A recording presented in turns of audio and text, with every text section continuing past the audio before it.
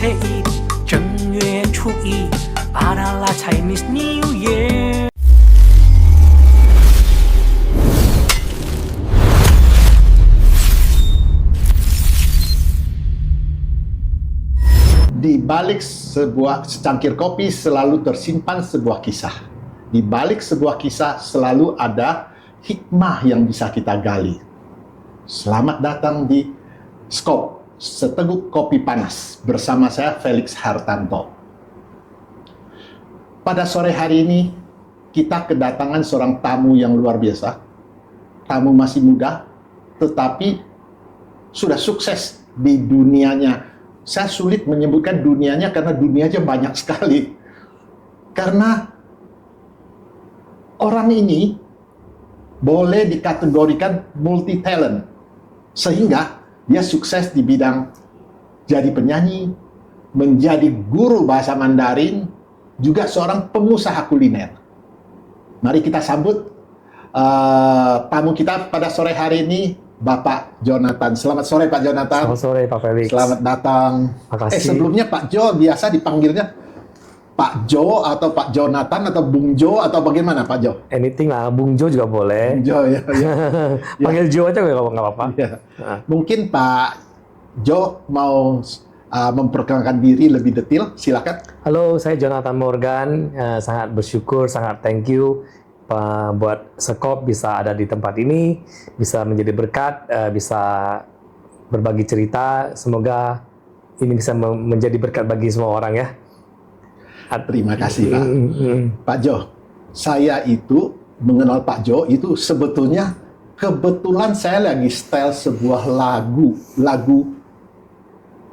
Tahun Baru Mandarin. Bapak itu unik sekali bisa bikin lagunya itu lagu Imlek, tetapi dalam dua bahasa.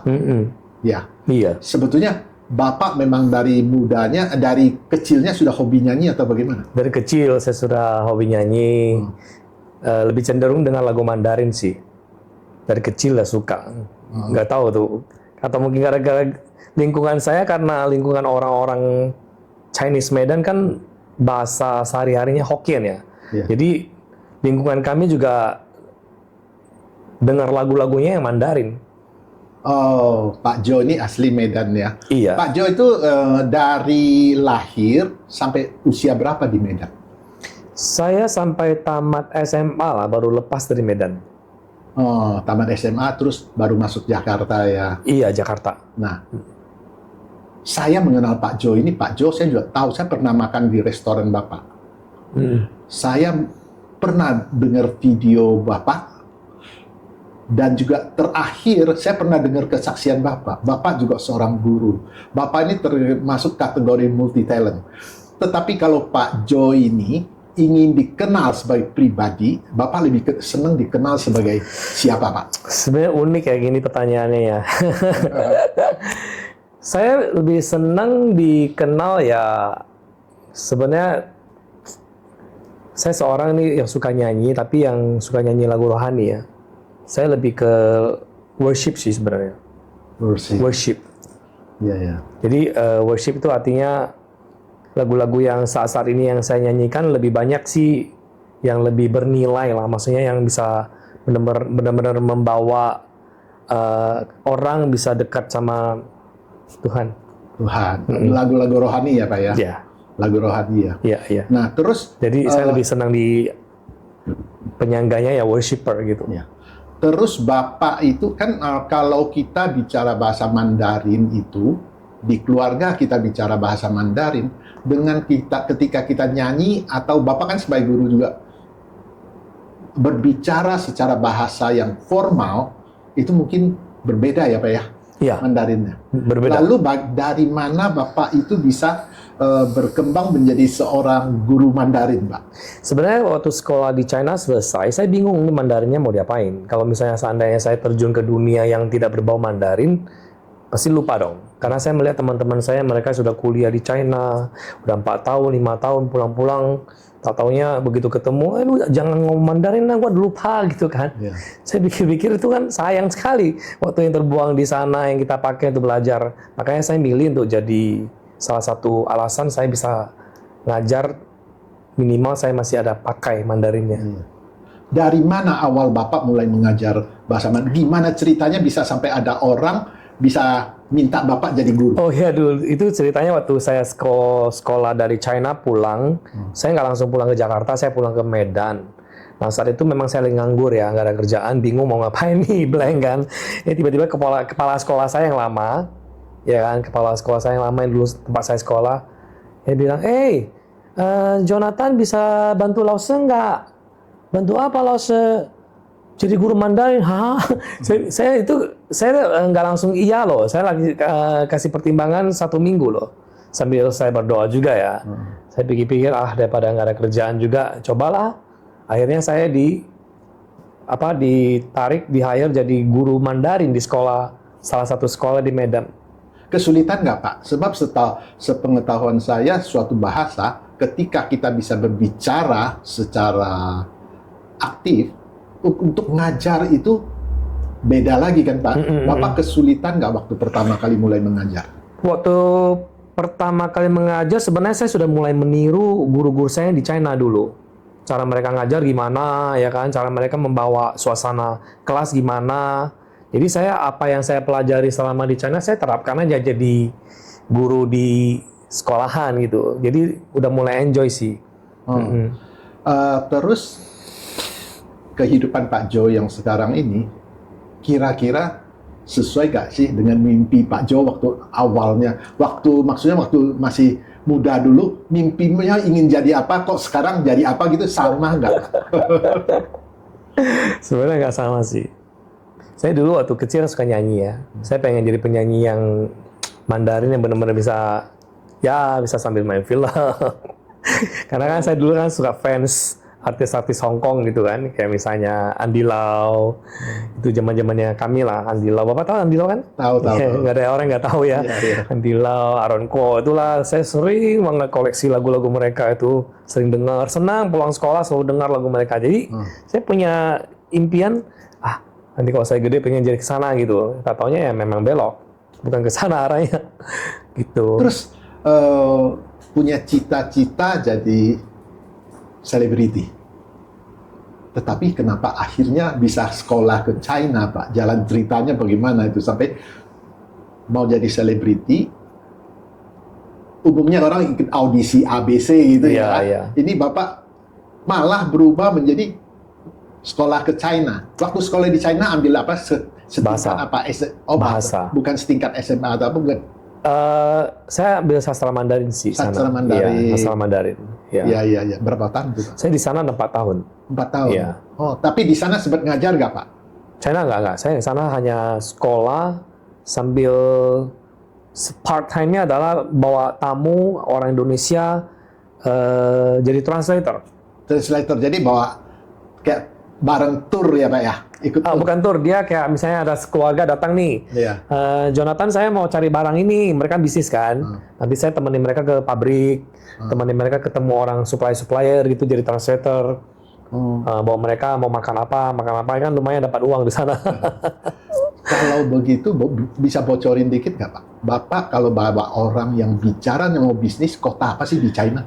Guangzhou ya. Saat ini ya Guangzhou sih lumayan ya. Ada orang sering sebut Yiwu itu apa? Yiwu juga iya karena di China kan memang luas ya. Jadi barang-barang yang mau diambil juga. Kalau misalnya kayak mainan, toys gitu kan. Yiwu memang kiblatnya ke sana. Ya. Pak, Bapak ketika ke China, saya kan kemarin juga ada keluarga yang sakit. Saya sempat tinggal di China. Ada beberapa kebiasaan di China, apalagi makanannya, sebagian menjadi kesulitan buat lidah kita, menjadi sedikit sulit dalam kita beradaptasi dengan kebiasaan mereka. Pak Jonathan ngalamin culture shock nggak di situ?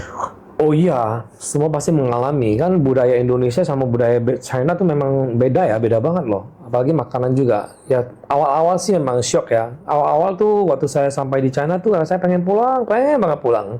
Mau gak mau udah daftar sekolah. Ya kan? Kira uang udah store ke sekolahan. Udah ke kampus. Ya udah, jalanin.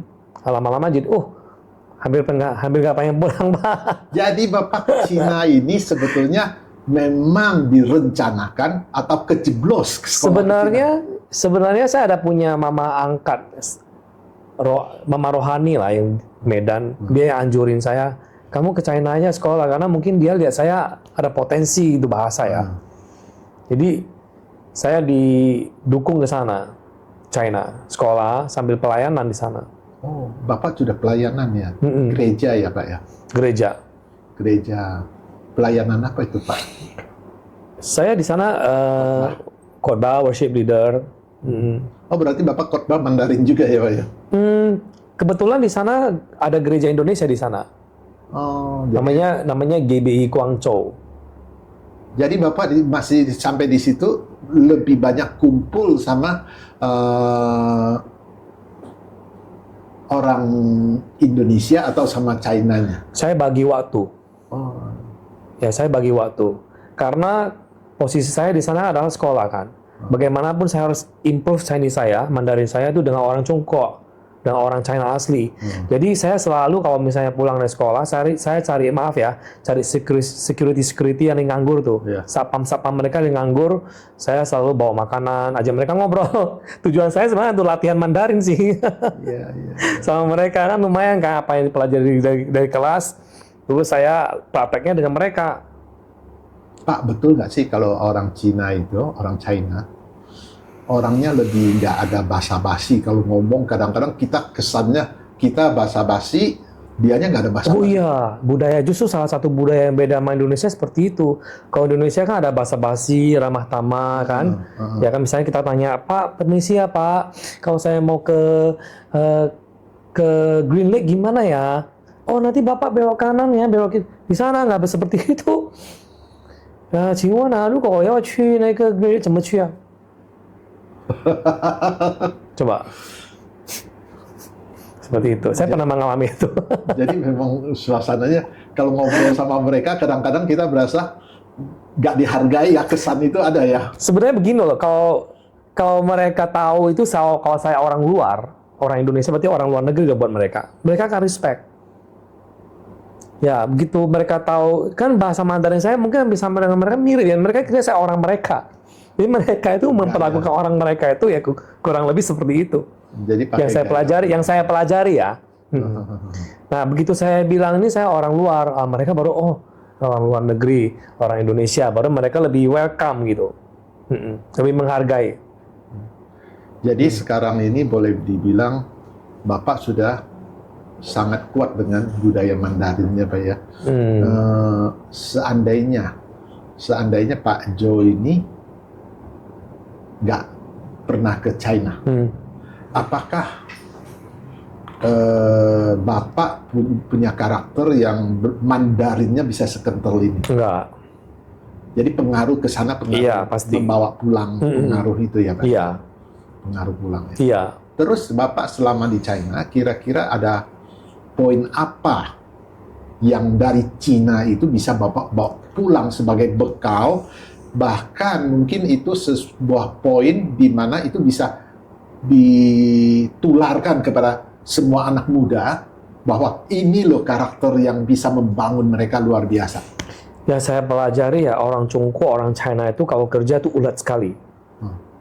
Jadi nggak seperti orang Indonesia nunda, ngobrol, banyak ngobrol di Indonesia kalau misalnya. Sana enggak loh, misalnya kita lagi antri kasir aja nih. Next. Kalau Indonesia di kasir kan masih bisa ngobrol-ngobrol gitu kan. Gitu. Jadi perbedaan di situ. Terus kerja sekeras itu, apakah secara fisik mereka memang cukup kuat ya Pak ya? Saya rasa mereka terlatih untuk banyak jalan kaki Pak. Jalan kaki itu sehingga tanpa sadar mereka tuh melatih fisik mereka olahraga. Kita di sana juga banyak jalan kaki. Dari sini kan sedikit-sedikit mobil, by car, by motor. Di sana kita jalan kaki, gampang kurus sana. Iya. Kita balik lagi sedikit ke mimpi waktu muda dulu Pak. Sebetulnya sekarang juga masih muda ya Pak ya. Masih muda ya, baru berapa sih? Muda-muda kan Pak. Kepala 3 belum?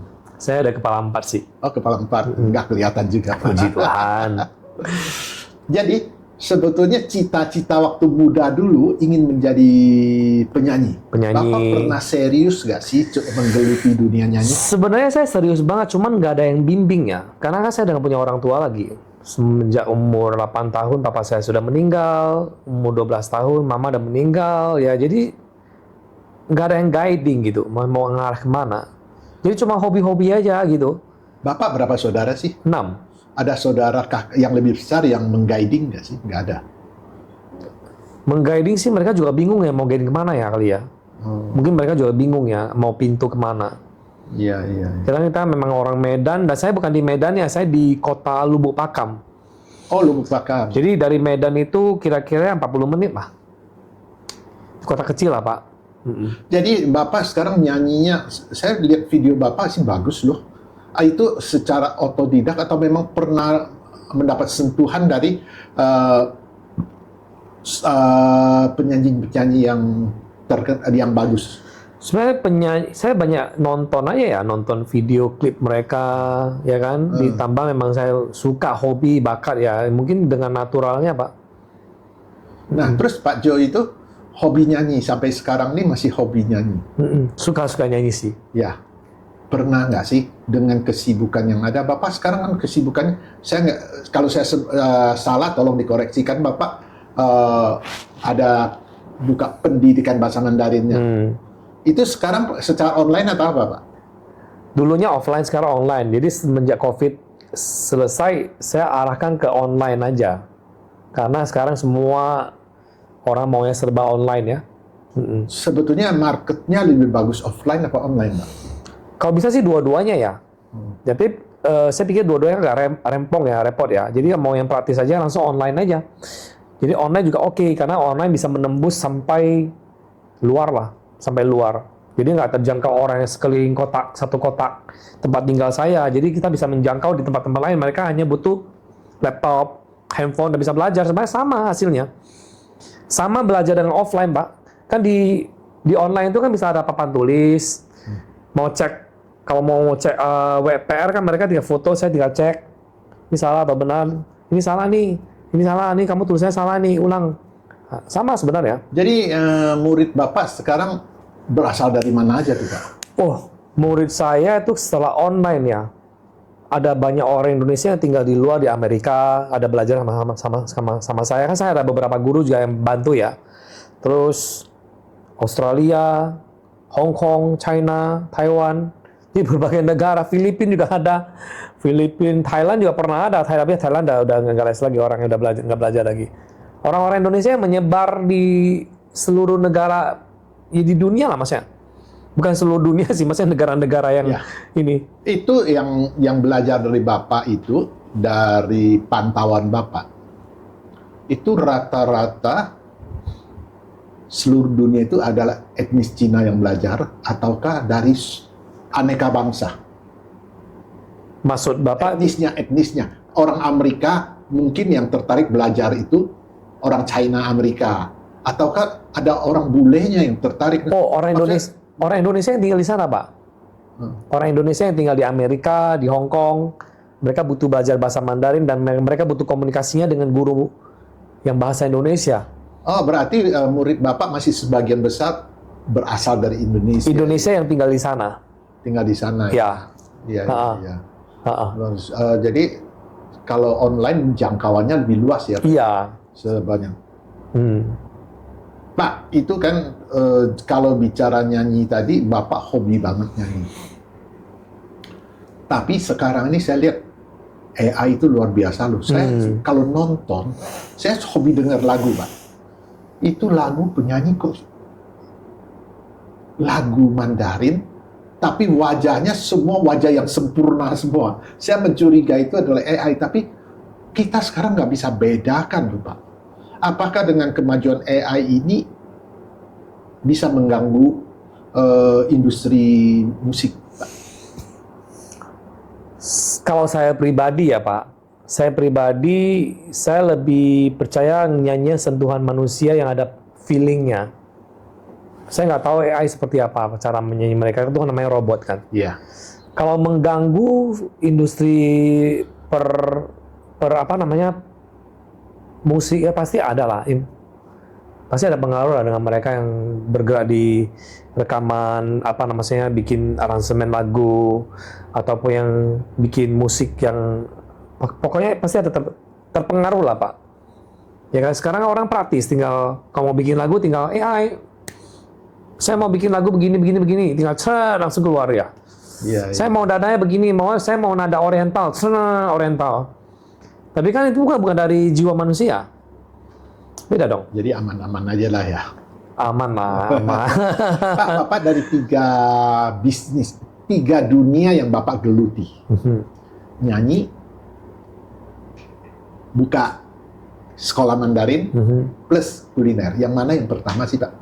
Sebenarnya aku lebih suka nyanyi sih Pak. Tapi dimulai dari nyanyi dong. Pertama kali nyanyi, terus baru buka sekolah, terus baru kuliner gitu. Iya.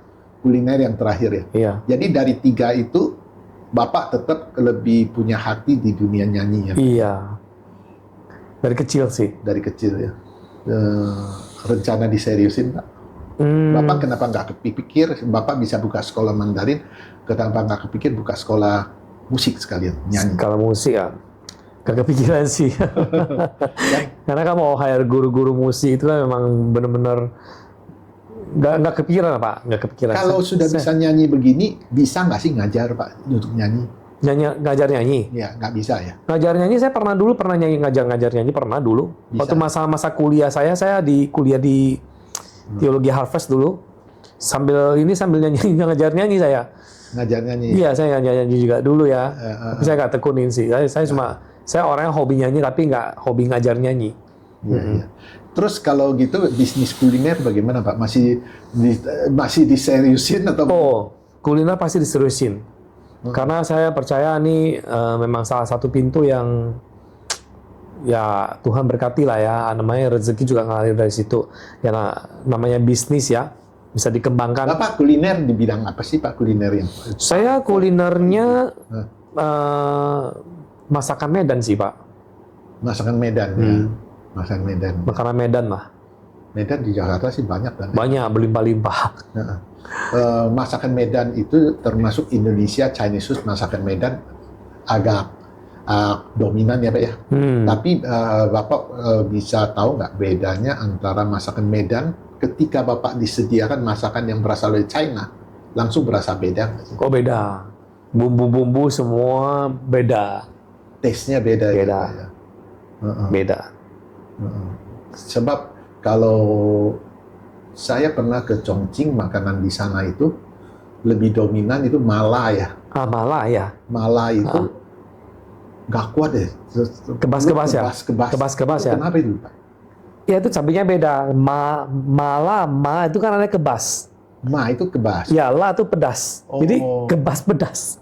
Oh, mala itu kebas pedas, baru tahu saya. Ya, mala tang kuah. Di sini banyak ya. Iya. Malatang ya. Orang bilang malatang kan. Iya. Itu malatang itu kuah yang pedas kebas. Nggak cocok ya Pak? Apa nggak cocok? Nggak cocok saya. Oh, saya awalnya nggak cocok, tapi lama-lama cocok juga. Bahkan kadang-kadang ke perut itu ada gangguan juga. Oh iya. Ya, ke perut juga ada gangguan. Iya, panas ya? Panas dan juga. Oke. Ada gangguan sih. Pak, waktu dalam perjalanan ini, sampai kondisi ada hari ini, Bapak termasuk, kalau kita bilang sudah orang sukses. Bapak pernah mengalami nggak sih, bahwa pada titik tertentu itu juga sukses itu kan sering orang bilang sukses itu, orang sukses sering pasti pernah mengalami masa sulit. Iya. Bapak pernah mengalami itu nggak sih? Pastilah Pak. Semua orang pasti mengalami. Itu gimana Pak cerita? Jadi sukses itu kan relatif ya, cara menilainya seperti apa ya. Jadi orang mau mandangnya di mana gitu. Sukses itu seperti apa. Kalau saya pernah mengalami ya, saya sampai detik ini ya puji Tuhan saya bisa, mungkin orang anggap sukses ya. Sukses kan tuh ada levelnya ya Pak ya. Tapi saya bersyukur dengan keberadaan yang ada ya, yang sudah Tuhan sediakan, apa yang saya miliki. Dan saya pernah mengalami satu titik yang namanya nggak punya uang. Pastilah. Pasti mengalami itu. Usia berapa itu Pak? Awal menikah. Awal menikah. Awal menikah kan memang kita lagi merintis kursus les Mandarin waktu itu. Dan murid belum banyak. Dan waktu itu pun saya belum terlalu mahir mengatur keuangan. Kan baru menikah juga belum mencocokkan diri dengan istri juga kan. Agak boros, saya dulu agak boros. Bisa berbagi cerita nggak mengenai kondisi itu, Pak? Sambil. Oh ya, saya orang boros dulu. Jadi suka beli ini, beli itu, nggak penting-penting juga dibeli, nanti beli nggak dipakai gitu. Jadi istri saya komplain. Ya pernah mengalami ya namanya sampai satu titik ya hampir nggak punya uang. Nggak punya uang pun sebenarnya itu. Pada titik itu banyak orang putus asa, banyak orang komplain kepada Tuhan. Waktu itu sikap Bapak seperti Oh, apa? saya memang pribadi orang yang jarang, bukan saya bilang apa, saya nggak suka komplain sama Tuhan. Paling saya ngomong sama Tuhan, Tuhan tolong saya. Ada ya Tuhan tolong dengan cara ajaib. Makanya Tuhan tuh memang dahsyat. Tolong. Tapi kalau saya prinsip saya ya, cara Tuhan tolong itu ya beraneka ragam ya. Ya dia kirimkan murid-murid, ada yang daftar, ada yang les. Ya, Zaman itu tahun berapa ya? 2013. 13 tahun yang lalu itu, Pak. 13 tahun yang lalu. Waktu kondisi berapa lama sih Bapak ngalamin kesulitan begini? Nggak lama sih, nggak sampai setahun pun.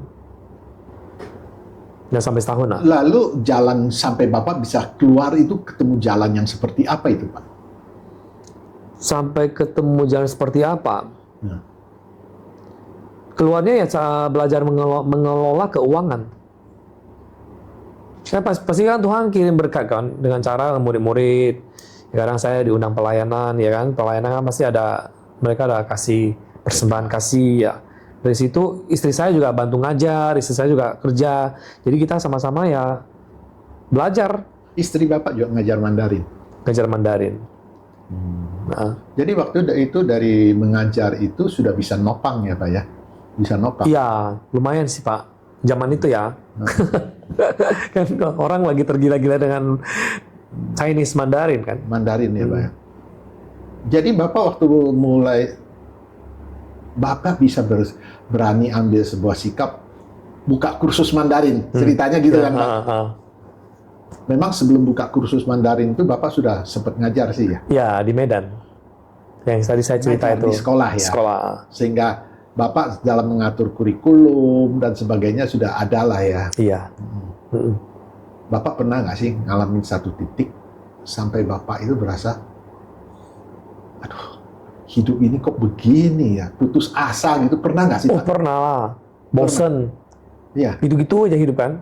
Iya, iya. Membosankan ada. Pernah.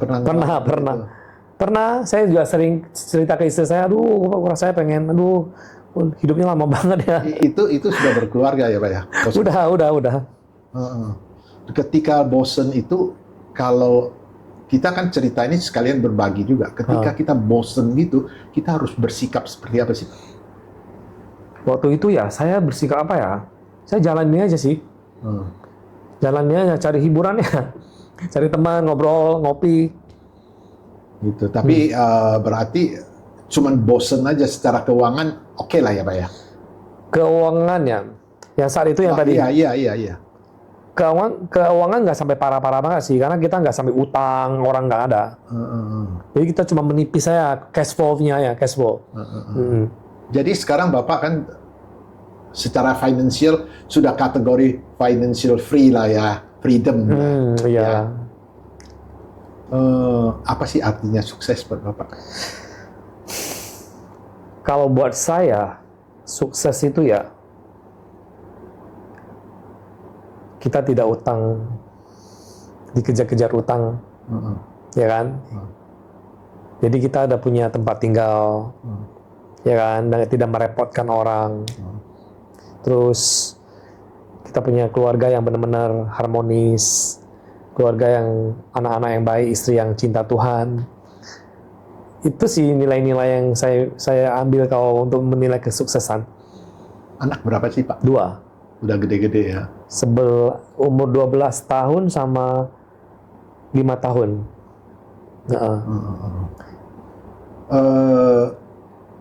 Sekarang Bapak lagi menikmati masa-masa enak lah katakan ya Pak ya. pernah nggak sih terpikir sebab gini Pak, sebetulnya banyak orang ketika sudah mencapai usia pensiun, mereka kehilangan sebuah pegangan, bukan soal uang saja. Bapak pernah berpikir nggak sih, ketika nanti masuk usia pensiun, apa yang harus dipersiapkan? Apakah melulu hanya materi atau gimana? Tidak. Materi pasti harus kita persiapkan. Karena salah satunya penunjang hidup kita kan. Supaya kita jangan merepotkan orang lain, anak-anak atau siapa. Kita memang harus siapkan materi, ya uang lah pasti. Salah satunya ya, bukan sesuatu yang sangat penting ya. Sebenarnya yang paling penting adalah mental sih Pak. Karena orang saya perhatikan, saya belum tua ya, masih belum sampai mengalasan, tapi saya udah mulai pelajari. Kebanyakan orang yang sudah mulai menua, mereka takut kesepian. Betul nggak sih Pak?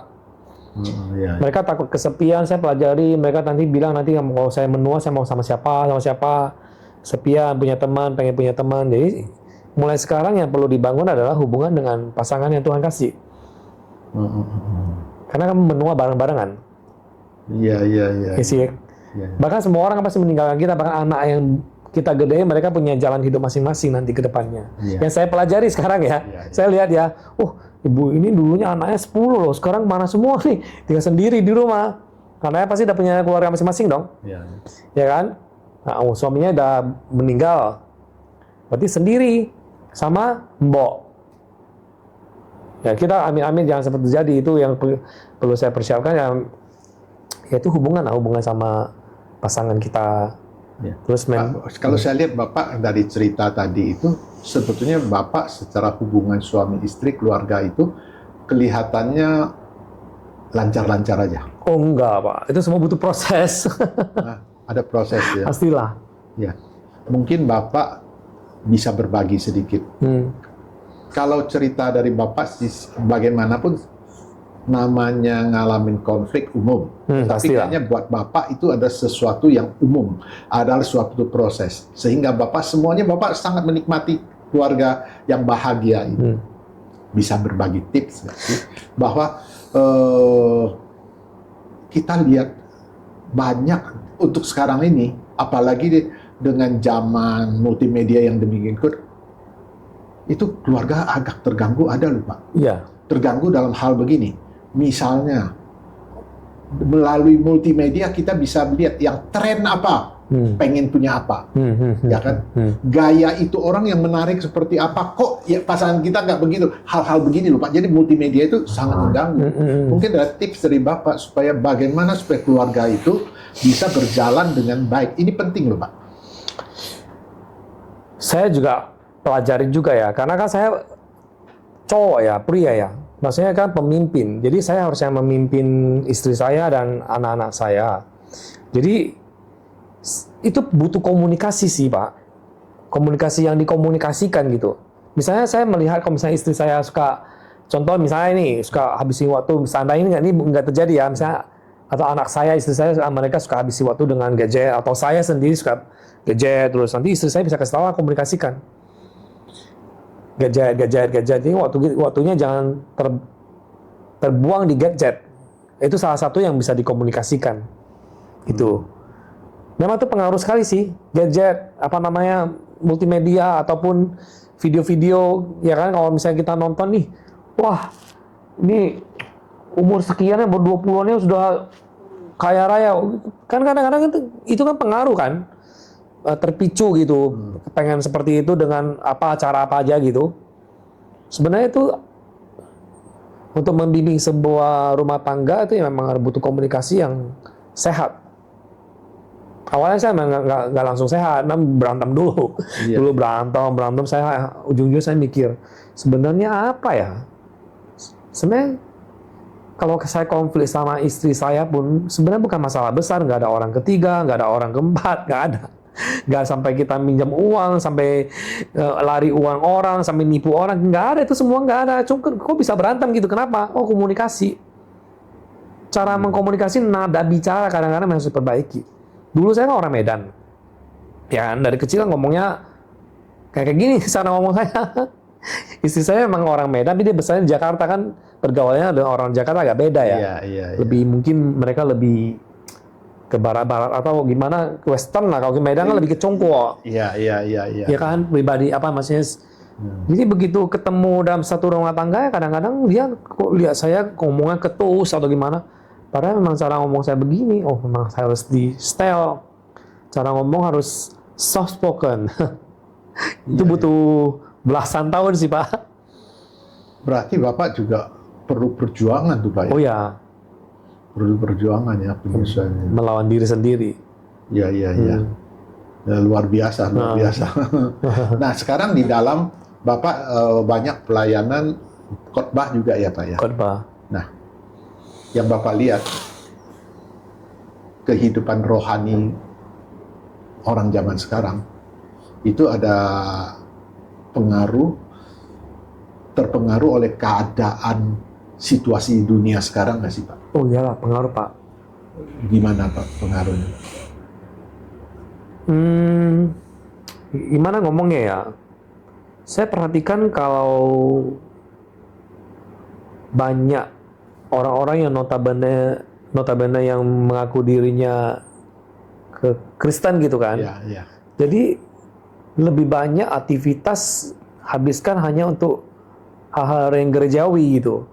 Kegiatan-kegiatan rohani, kelihatannya mereka benar-benar kayak rohani, kayak benar-benar sebenarnya saya ngomongnya itu hubungan pribadi dengan Tuhan tuh sama hubungan dengan pelayanan sehari-hari di gereja sebenarnya sesuatu yang nggak sama sih sebenarnya. Yang saya perhatikan orang-orang sekarang lebih cenderung kayak yang kumpul-kumpul, rame-rame. Itu bagus sih sebenarnya, namanya pelayanan juga ya. Tapi untuk kepribadi yang sama Roh Kudus itu, sama Tuhan itu ya, saya perhatikan sih nggak semua orang bisa lakukan ya. Nggak semua orang mau juga. Nggak semua orang mau juga. Iya. Ya, itu ya bisa dilihat sebetulnya di balik itu ada unsur kepura-puraan ya Pak ya. Kadang-kadang begini, kita kelihatan sangat rohani, padahal keinginan daging kita masih sangat kuat. Oh iya. Bagaimana supaya kita bisa mengalahkan itu Pak? Latihan. Jadi ini pengalaman saya aja ya, karena kan saya memang namanya juga pernah mengalami hal-hal yang seperti itu juga, hal-hal yang jauh dari Tuhan, hal-hal yang kegiatan rohani kalau terlalu sibuk, saya pernah mengalami itu. Jadi caranya adalah memang kita harus bangun hubungan pribadi sih Pak, yang orang nggak lihat, yang orang nggak tahu gitu, yang prime time-nya ketika orang-orang sedang tidur, tiba-tiba kita dibangunin nih. Apakah saya bangun kebetulan, ataukah saya memang mau bangun untuk ke toilet, mau buang air kecil, itu apapun itu. Begitu saya bangun, saya harus tahu ini adalah waktunya saya untuk berlutut. Itu capek sih, ngantuk sih, tapi memang adalah sebuah pengorbanan ya Pak. Harus dipaksa. Ya, itu namanya korban kan. Jadi yang dikorbankan adalah jam tidur kita tuh masih ngantuk loh. Iya. Masih ngantuk tuh. Iya. Kayak kemarinnya jam 2 saya bangun, baru kemarin nih. Jam 2 saya tidur jam 10. Ya, bangun memang mau ke toilet, begitu saya balik, saya mau balik lagi tidur mau balik lagi kemarin. Mau balik lagi. Hati nggak enak banget gitu. Nggak enak. Udah saya pisahin kamar, masuk kamar ruang yang nggak ada, ruang kamar yang tidak ada orang tidur, kosong, saya berlutut di situ. Pak, Bapak dari perjalanan hidup ini, Bapak sudah jadi penyanyi ya. Sekolah di Cina sudah, buka kuliner sudah. Ya. Dari semua itu, kira-kira hal apa yang terbesar yang bisa Bapak dapat dari pengalaman Bapak ini? Yang mudah-mudahan bisa dibagikan kepada penonton Skop. Sebenarnya tiga-tiganya bisa imbang sih ya. Tapi yang selama bisa menjadi berkat yang bisa kelihatan ya, sebenarnya pas saya ngajar Mandarin private sih, yang bisa kelihatan bagaimana saya bisa melihat respon murid-murid yang saya ngajar, bagaimana mereka responnya kepada saya, respect atau jadi saya merasa mereka diberkati gitu dengan saya bagiin cara ngajar kan nggak semua guru kan sama kan. Ya. Jadi saya bagaimana bisa lihat murid ini modelnya apa nih? Oh, ini modelnya begini. Jadi saya sesuaikan cara ngajar supaya dia bisa cepat pintar. Ada orang yang suka baca ini. Saya arahkan ke baca aja, saya lebih ke guru Mandarin sih. Ke guru Mandarin. Maksudnya tadi pertanyaan Bapak itu kan? Ya, yang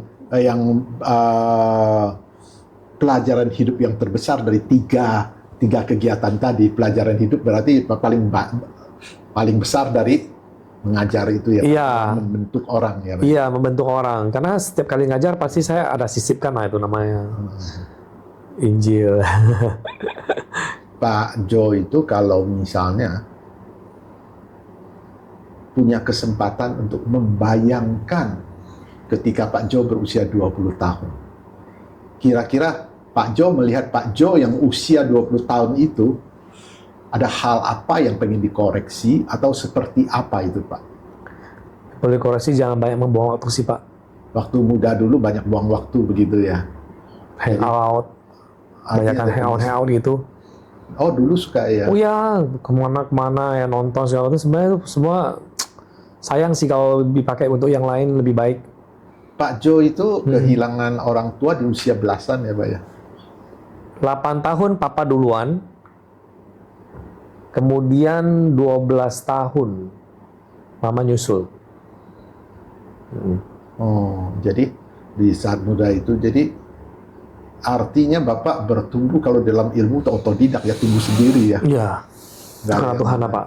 Tapi beruntung loh Bapak bertumbuh sendiri tapi tetap ada di rel yang benar. Iya, Ya, terus Bapak dari keluarga itu memang dari kecil sudah keluarga yang mengenal Tuhan. Ya? tidak. Bagaimana ceritanya? Anti banget. Kok Bapak bisa menemukan jalan sendiri? Iya, pada saat saya kelas 2 SMP, ada seorang teman dari pindahan sekolah lain masuk, dan teman ini jadi teman baik saya. Nah, teman ini memang lebih rohani-rohani gitu. Terus satu ketika, waktu itu saya masih ada di kepercayaan lain, dia ajak saya, yuk kamu temennya aku yuk ke persekutuan siswa. Kamu saya bilang kamu ini Kristen, gue bilang saya bukan. Dia bilang gak apa-apa, nanti gantian, nah gue ke tempat lo gitu. Oh gitu, yaudah saya ke sana. Kan memang kebetulan saya hobinya nyanyi ya Pak ya. Ya. Wah di sana mereka nyanyi gitu, nyanyi, wah senang sekali ya. Terus saya terbuka hatinya mulai saat itu. Minggu depannya diajak lagi, tanpa sadar memang saya ketarik nih, sedot nih ke persekutuan siswa waktu dulu. Nah, mulai saat itu mulai terbuka, diam-diam, gak ada yang tahu, keluarga nggak boleh tahu. Berapa lama tuh sembunyi-sembunyi begitu, Pak? Kan pulang dari sekolah langsung ini kan, Ya. otomatis sembunyi, mereka nggak tahu kok. Kan pulang sekolah kan, Ya. mereka nggak cari. Ada 3-4 tahun tuh ya, sampai Bapak berani expose. Iya, Bapak sampai SMA tamat. baru expose. Baptis. Expose itu setelah Bapak meninggalkan Medan. Masih di Medan. Masih di Medan. Saya memberanikan diri untuk dibaptis. Ya. Saya dengar cerita Bapak mengalami perjalanan hidup, sudah begini, turun naik ya Pak ya. Kalau sekarang ada anak muda Pak, yang merasa hidup dia saat ini kayaknya nggak berguna, udah putus asa, patah semangat. Kira-kira pesan apa yang Bapak bisa sampaikan kepada mereka? Jangan menyerah. Baru kemarin saya nasihati murid saya yang satu, anak muda. Dia adalah satu anak muda orang Indonesia yang memberanikan diri untuk masuk ke sekolah Taiwan SMA. Bukan sekolah internasional loh. Sekolah nasional Taiwan. Saya langsung ngomong berkali-kali. Saya bilang, namanya Thalia. Thalia, kamu nggak boleh menyerah. Kalau ada kegagalan pun, itu bukan gagal. Itu hanya kesuksesan yang tertunda. Jadi orang sukses, nggak pernah ada orang sukses yang nggak pernah gagal. Ya kan Pak? Betul nggak sih? Ya. Saya melihat orang-orang sukses yang hebat-hebat, yang tersohor, mereka pasti pernah mengalami gagal. Nggak ada orang yang tidak pernah gagal. Hanya Yesus yang tidak pernah gagal. Ya, ya, Jadi, ya. support saya buat anak-anak muda yang patah semangat. Sebenarnya itu semangat itu jangan menyerah sih. Jangan menyerah. Nah, itu kan yang kita sampaikan, jangan menyerah. Kita sampaikan misalnya, kamu jangan menyerah. Dalam hati mereka kan bisa begini, lu sih enak ngomong, kondisi gua nggak bisa ngapa-ngapain gitu loh. Bagaimana kita bisa membuat dia itu tetap bisa optimis? Karena yang menyerah itu banyak sekali menyerah, mereka udah merasa sampai titik nadir ya, titik paling bawah. Kita kalau bicara secara verbal, kita bicara saja, mereka mau terima, tetapi mereka tetap agak sulit keluar dari kegagalan. Itu gimana, Pak? Ya memang untuk anak-anak muda seperti ini, kalau memang cuma verbal doang, memang kurang nendang ya. Apa perlu pendampingnya? Iya, itu harus ada mentor, Pak. Semua anak-anak muda harus ada mentor. Mereka perlu satu tempat atau komunitas orang-orang positif, dan orang itu adalah mentornya. Seperti saya begini ya, punya keluarga harus ada mentor. Nggak bisa nggak punya mentor. Gitu. Maksudnya Bapak sampai hari ini juga ada yang mentor? Pastilah. Ada yang mentorin? Iya. Ada yang mentorin. Iya. Orang yang pasti saya percaya lah, teman saya yang saya percaya. Ada apa-apa ya, pasti sharing dong. Kita nggak bisa manusia kan makhluk bersosial. Kita butuh tempat untuk bernaung. Jadi teman-teman yang merasa dirinya gagal, banyak kok orang yang mengalami kegagalan bisa sukses sekarang. Intinya jangan menyerah aja. Memang kata menyerah memang gampang. Lu cuma ngomong jangan menyerah, terus coba aja jangan menyerah dulu. Coba. Ya kan? Coba aja jangan menyerah dulu, lawan dulu, coba fight lagi. Gitu. Kalau memang tuh fight-nya masih gagal, ya berarti pintu lain. Misalnya saya ini gagal terus, ya pintu lain kan, pintu lain. Pintu lain gagal-gagal, sampai terus, namanya hidup ini. Jadi, sebenarnya kita harus mencintai prosesnya, bukan goalnya. Prosesnya yang dinikmati, goalnya ya pasti otomatis lah. Saya sih himbau sih anak-anak muda seperti itu. Cintai setiap prosesnya yang ada. Nikmati aja. Iya, soalnya generasi penerus kita, anak muda itu memang harus punya semangat yang luar biasa. Iya. Pak, sebagai penutup, Bapak hobi nyanyi. Saya masih terkesan dengan lagu yang 2 bahasa. Boleh secuplik nggak? Ayo. Lagu Imlek, Pak? Nggak apa-apa. Secuplik atau aja. mau lagu lain? Yang Bapak paling senang, silakan. Sepotong aja. Bahasa Mandarin ya? Boleh, boleh. 虽然我行过心的幽谷 hatiku tak takut bahaya 因为你我同在 因为你牵我的手 engkaulah penghiburku. Terima kasih Pak Jonathan, terima kasih ya. Terima kasih Pak Felix, terima kasih. Nanti kapan-kapan kita undang kembali Pak Jonathan. Terima kasih Pak Felix. Terima kasih. Sama-sama. Demikianlah akhir dari episode kali ini. Nanti kita akan terus menggali kisah dan menemukan hikmah-hikmah berikutnya. Sampai ketemu. Sampai ketemu. 再见。